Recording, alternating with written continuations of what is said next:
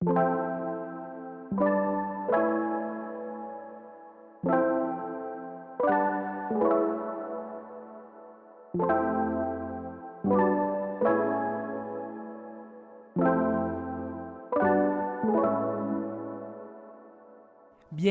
à Prendre un coup de vieux, le balado de l'Association québécoise des retraités des secteurs publics et parapublics. Cette série de balados vise à renforcer positivement la perception qu'ont les milléniaux du vieillissement. À chaque épisode, je reçois des jeunes pour échanger sur une thématique qui les touche et qui est liée au vieillissement. Avec eux, on peut dire que je prends un coup de vieux.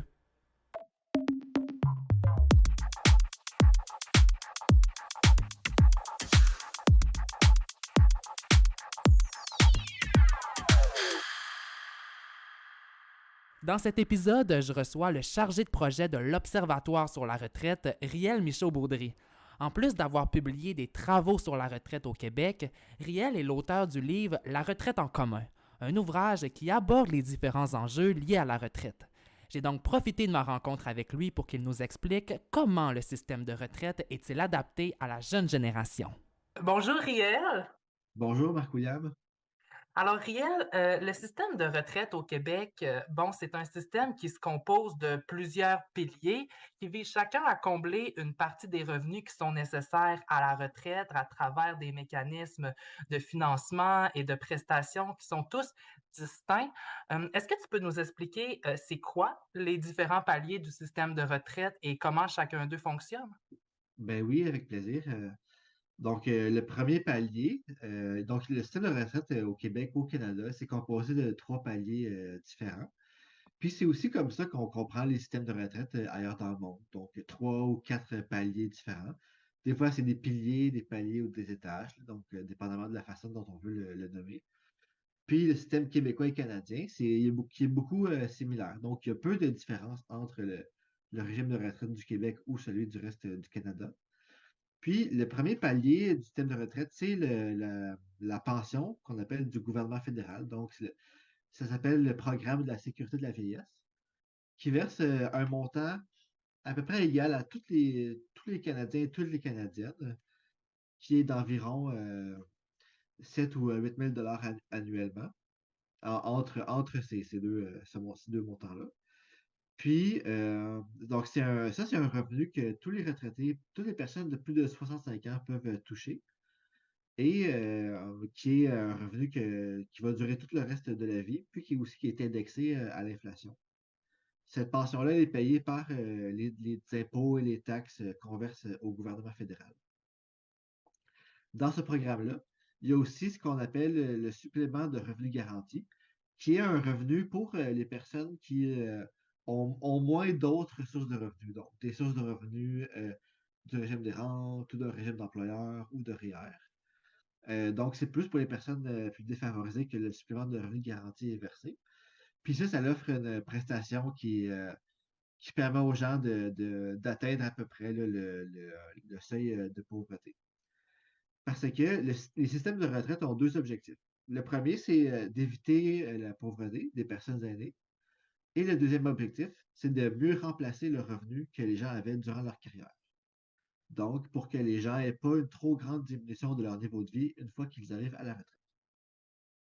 OK, puis est-ce qu'il y a d'autres piliers, du système de retraite, tant au Canada qu'au Québec? Oui, tout à fait. Le deuxième pilier, il est composé au Québec du régime de rente du Québec, qui est similaire au reste du Canada avec le régime de pension du Canada. Donc, ces deux régimes-là visent à remplacer environ 25% du revenu des années de revenus durant de la carrière des gens.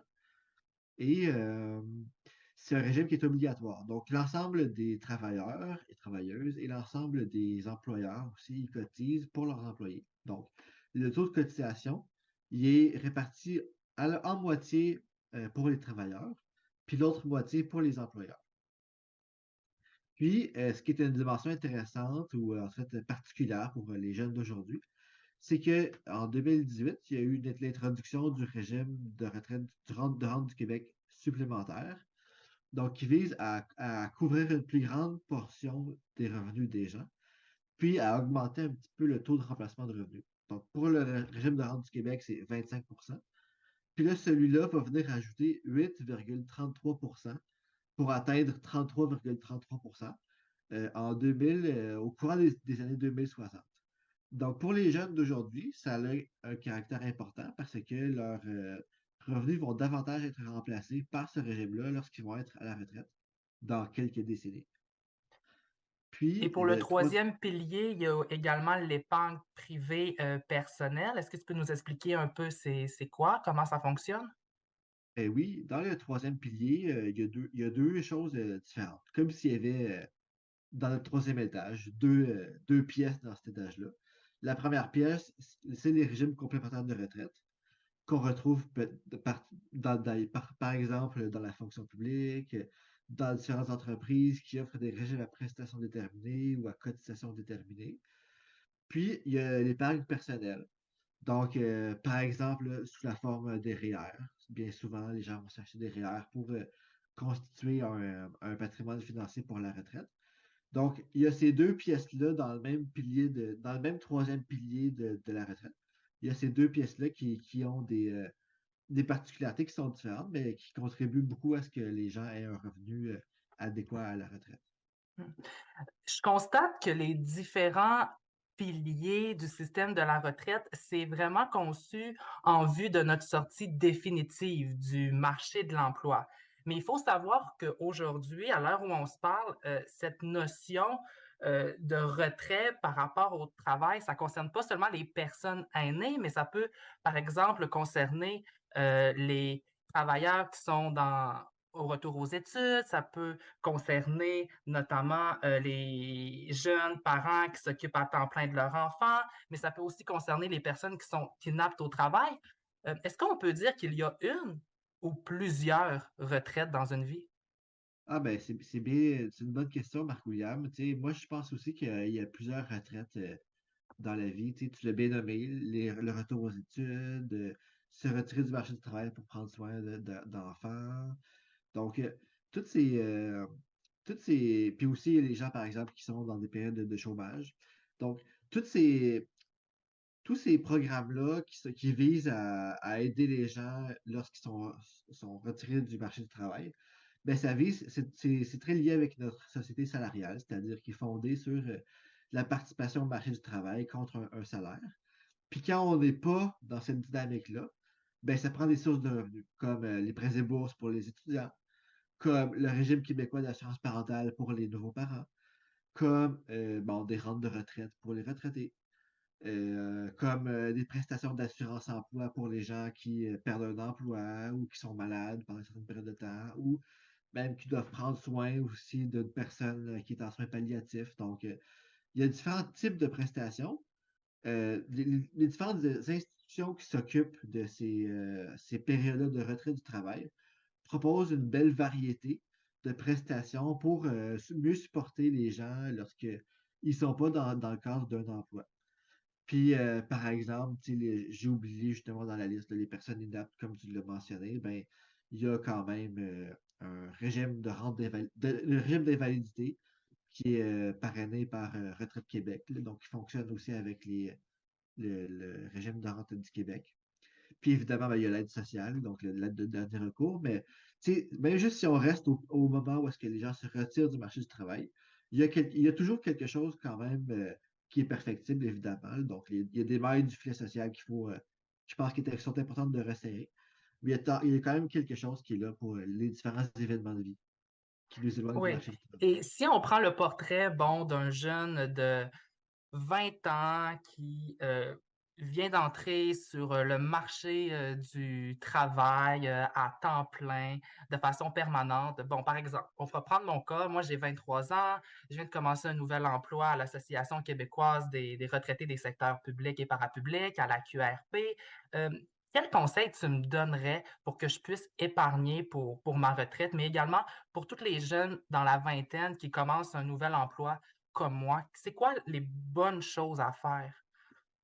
Ben, il y en a plusieurs. Tu sais, je pense que ce qui est important, c'est d'être dans un milieu d'emploi c'est-à-dire de prendre en compte l'ensemble des facteurs de rémunération dans un nouvel emploi. Donc, Il y a le salaire horaire ou le salaire annuel, il y a les vacances, il y a les congés parentaux qui sont offerts, fait qu'il y a toutes sortes de dispositions. Puis dans le package, là, dans l'ensemble des avantages sociaux qui peuvent être offerts, il y a le régime de retraite.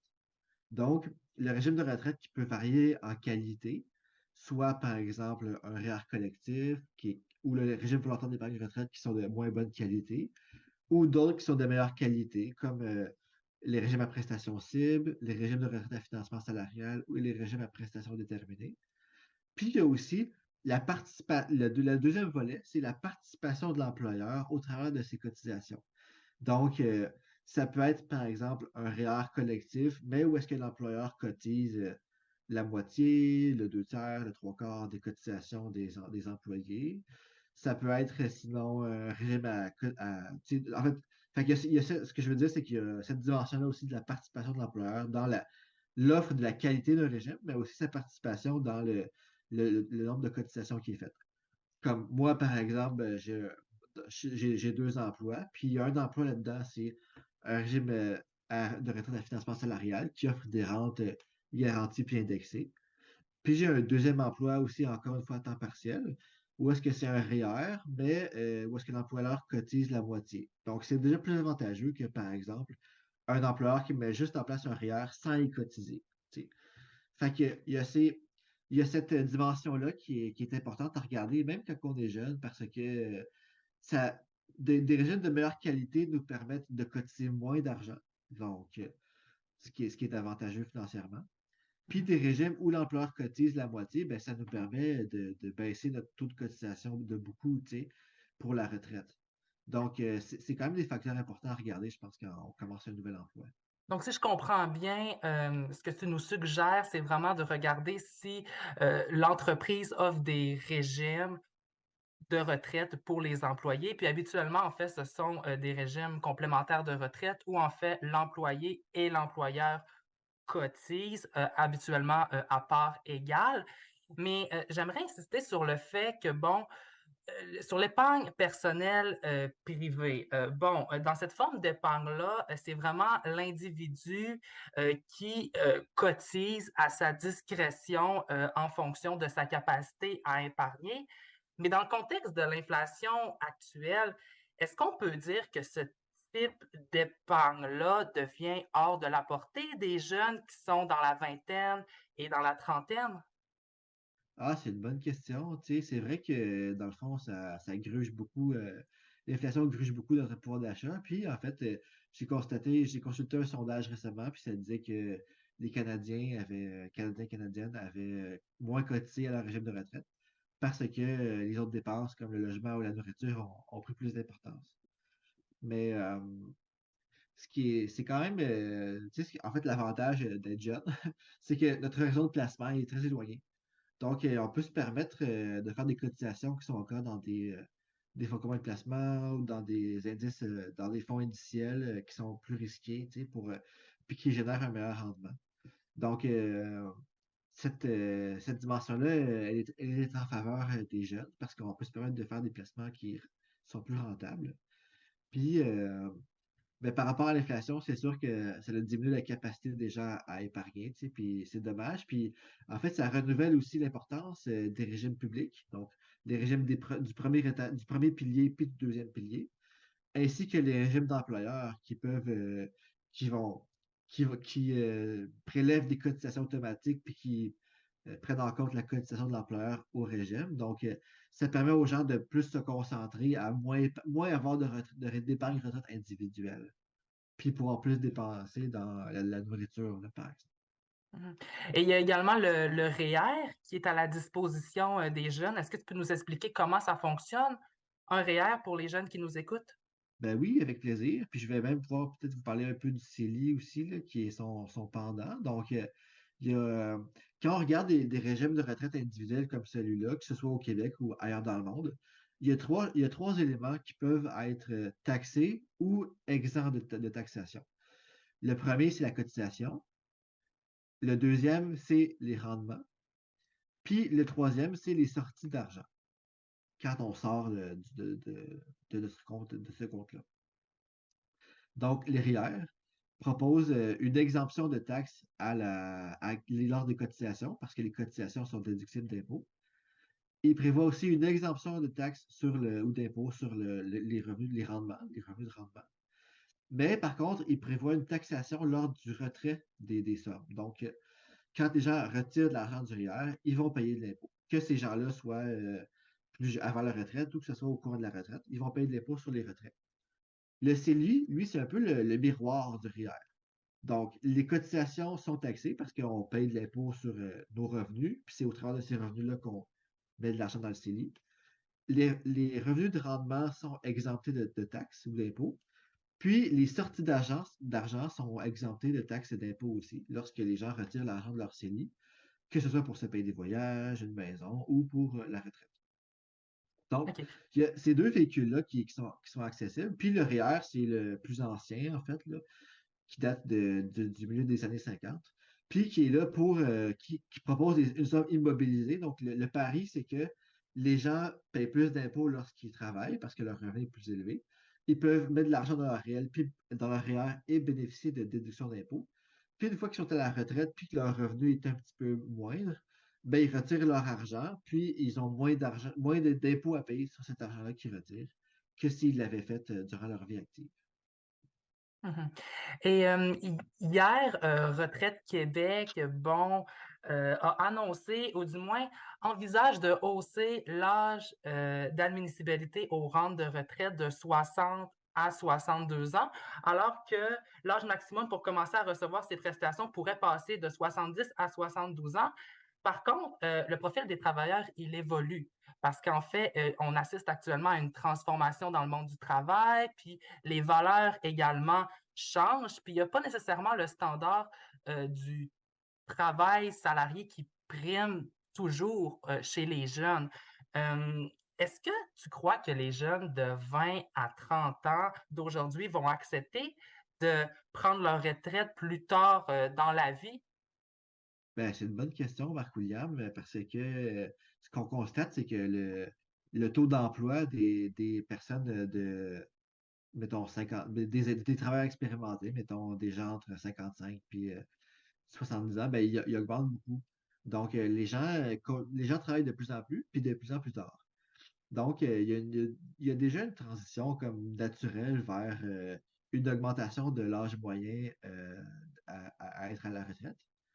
Puis, ce que ça dit, en fait, ce que ça dit pour les jeunes, c'est qu'il va, tu sais, il va peut-être y avoir moins d'accessibilité à des rentes de retraite entre 60 et 62 ans quand ils vont arriver là. Mais c'est un enjeu qui est important de soulever parce que tu sais, c'est notre futur aussi là, de pouvoir toucher ce type de rente-là. Donc, je pense que c'est important de s'en préoccuper dès aujourd'hui. Tu sais, puis il y a Force Jeunesse, par exemple, qui est un organisme qui représente les jeunes, qui va produire un mémoire, puis va probablement aussi être invité en commission parlementaire pour discuter de cette proposition-là de modification législative. Puis, ben, je vais être très curieux de voir leur position, en fait, parce que ça va être intéressant de lire ce qu'ils vont dire, parce que en fait, c'est Force Jeunesse qui est un organisme qui vise à représenter les jeunes pour auprès du gouvernement, en fait, puis auprès de d'autres associations, là. Donc, ça va être intéressant, je pense, de lire ça. Mhm. Est-ce que tu penses que c'est là pour rester, justement, augmenter l'âge d'admissibilité aux rentes de retraite jusqu'à 62 ans dans les prochaines années? Est-ce que tu crois que ça va Mhm. changer, ça, ou que ça va rester? Ah, ben, moi, je pense que ben, ce qu'on regarde partout dans le monde, c'est que il y a l'augmentation de l'âge pour toucher, que ce soit des rentes anticipées, comme au régime des rentes du Québec, ou que ce soit pour l'âge normal, donc l'âge pour toucher les pleines rentes de la retraite. Ben, ce qu'on constate, c'est qu'il augmente un peu partout. Puis en fait, le Canada fait figure d'exception en la matière. Il y avait les conservateurs de Stephen Harper qui voulaient augmenter l'âge normal de la retraite, donc l'âge pour toucher les pleines rentes ou pour toucher 100% des prestations. Ils voulaient l'augmenter de 65 à 67 ans. Puis c'est quand Justin Trudeau qui est revenu au pouvoir que là, il est revenu là-dessus. Donc, l'âge est encore de 65 ans pour toucher les pleines rentes du fonds de pension, des pensions du fédéral. Puis, ce qui est intéressant, par contre, de constater, c'est qu'au Canada, on ne dépense pas beaucoup, en fait, de notre argent des impôts pour la retraite, comparativement à d'autres pays de l'OCDE. Donc, ce qui fait que le Canada est chanceux, en fait, de cette marge financière-là qu'il a pour bonifier même le système de retraite, que ce soit le premier étage ou le deuxième étage, le premier pilier ou le deuxième pilier du système de retraite. Parce qu'on a des niveaux de prestations qui sont assez faibles comparativement à d'autres pays. Ce qui fait que le pourcentage du PIB, c'est comme autour de 2 ou 3% de notre PIB qui est mis sur le premier pilier du système de retraite. Donc, je pense que c'est vraiment important pour les jeunes de se mobiliser sur cet enjeu-là pour revendiquer que l'âge de la retraite reste à 65 ans au niveau du fédéral. Puis pour le régime des rentes du Québec, ben ça, il y a comme un débat, en fait, là, parce que si on les augmente à 62 ans, le versement des rentes anticipées, il y a des travailleurs qui vont être gagnants, des travailleurs et des travailleuses qui vont être gagnants, puis d'autres qui vont être perdants. Donc, c'est comme vraiment difficile de juger de cette réforme-là qui est proposée par Retraite Québec là, depuis quelques jours. Mhm. Puis en terminant, Riel, comment tu crois qu'on peut arriver à une vision commune du système de la retraite au Québec pour les futures générations de retraités? Ben, je pense que c'est en s'informant, tu sais, en s'informant puis en développant, en participant de manière collaborative avec d'autres associations qui s'intéressent aussi au système de retraite. Donc, il y a des constats généraux, en fait, que, tu sais, même les centrales syndicales puis les associations d'employeurs partagent. Par exemple, sur l'importance de la pérennité du régime de rente du Québec, par exemple, sur l'importance que des revenus élevés peuvent avoir sur l'économie, parce que plus les retraités ont un revenu élevé, plus ils vont dépenser dans les commerces, puis plus ils font rouler l'économie au travers de ça. Donc, je pense qu'il y a beaucoup de constats communs qui peuvent être partagés, que ce soit pour les retraités, les jeunes, les syndicats, les employeurs. Puis, il y a des visions de divergence aussi, mais des fois, on parvient à, à- à conjuguer des besoins divergents dans des politiques publiques. Puis, je vais te donner un exemple qui est la création des régimes de retraite par financement salarial qui ont été créés en 2008. Puis ça visait à la fois à répondre aux besoins des travailleurs d'avoir des rentes garanties puis indexées, puis aux besoins des employeurs de se départir de certaines responsabilités par rapport au régime de retraite. Donc là, avec ce régime-là, les employeurs n'ont plus la responsabilité de payer pour les déficits, par exemple, quand ils sont accumulés. Toute la responsabilité incombe aux cotisants et aux cotisantes. Mais par exemple, ce qui plaît aux travailleurs et aux travailleuses, c'est que ce régime-là, il offre des rentes garanties puis indexées, même si une plus grande partie de la responsabilité leur incombe. Fait qu'il y a quand même moyen de trouver des innovations pour faciliter l'épargne retraite des jeunes. Mmh. Mais on verra quelles sont, ces innovations dans les, prochaines années. Riel, Michaud-Baudry, chargé de projet à l'Observatoire, sur la retraite du Québec, un gros merci d'avoir été avec nous, aujourd'hui. Merci à toi, Marc-William.